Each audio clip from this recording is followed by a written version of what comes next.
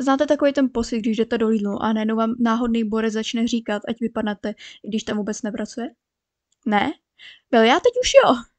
Takže zase jdu Šuvera a dneska tady mám další kratší příběh, protože já jiný než kratší nemám taky zajímavý život, ahoj. Dneska to je příběh o tom, jak jsem šel do Lidlu s mojí kamarádkou Lony a náhodný pán nám řekl, ať vypadneme.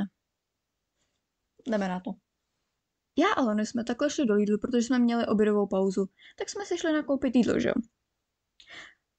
Pak jsme se to vzali do takový té části mezi venkem a my říkám, já nevím, co to je, tady máte obrázek.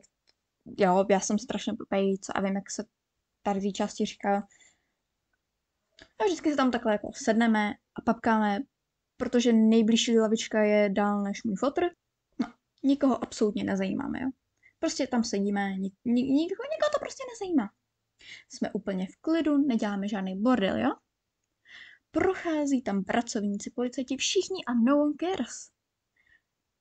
Pak tam jednou prošel nějaký děda, jo, spokojeně si šel se svým vozíkem a u vchodu se otočil, podíval se na nás a začal říkat, ať vypadneme. Začal vyhrožovat, že zavolá policajty a říkal Lony, ať nečumí, bo Lony byla zmatená, co to bro japuje. A já taky, protože my jsme tam něco prostě řešili, jo, o něčem jsme se bavili, nikdo nás nezajímal v tu jako v chvíli a najednou prostě nám někdo řekne, ať vypadnem. Tak jsme jako čuměli zmateně. No, odešel a my hodili ignor. Jo, prostě jsme si mindovali svůj vlastní biznis, prostě BTF. A pak přišel znova. Přijď nám úplně to stejný. What? Po chvilce jsem jenom viděl, jak jede v autě, čumí na mě a drží si mobil u ucha, jo. Jako asi pokus o to se nás vyděsit, jakože fakt to volá policajty, jo, protože ty vole strašně se bojím nějakýho dědy. Co? Jako nikomu jako logicky nevolal, protože proč by jako jel mezi tím, co volá policajtům, jako odjel by pryč. Tomu všemu volal za volantem. Jakoby. A proč na mě u toho čuměl? Kdyby aspoň koukal před sebe.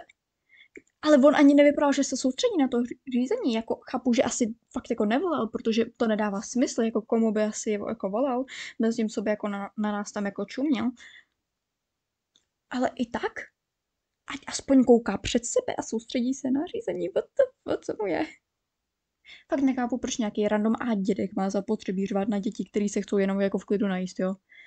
Jako, doslova jsme se tam jenom sedli a jedli. S tím, že on na nás jako přišel řvát, když už jsme jako dojedli, jo, takže i jako, já nevím, proč, jako to má zapotřebí, co jsme mu udělali. OK. Chápu, že je blbý tam sedět na zemi, jo, prostě v Lidlu jako prostě, ne. Ale neseděli jsme přímo v tom obchodě, takže tam jsme jako přímo nepřekáželi, jo. Jako chápu, je to prostě blbý, ale jako buď bychom seděli tam, nebo venku na zemi, jo. Jako teď co si vybrat, že jo. A s tím, že jako tam procházeli jako pracovníci, neměli s tím žádný problém, jo. Prostě jsme se uhli, když tam potřebovali třeba jako nevím, něco tam udělat, jo. A jako prostě jsme byli v klidu. Když jsme dojedli po sobě, jsme uklidili ty drobečky. Jako, nevím. Kdyby to byl actually jako pracovní, tak OK, vypadnu. Sure. Ale to je prostě random a porec, který to první, co jako začal, tak nám nadávat. Fakt jako to jako prostě jenom říkal, a nečum, co tak čumíš? Prostě vypadněte. Nevalte se tady. Blude? Mám teď na hodinu obědovou pauzu. Nechci stát. Chci si v klidu sednout, najíst se a pak jít zpátky, jako pracovat. Jako, já nevím, co máš za problém.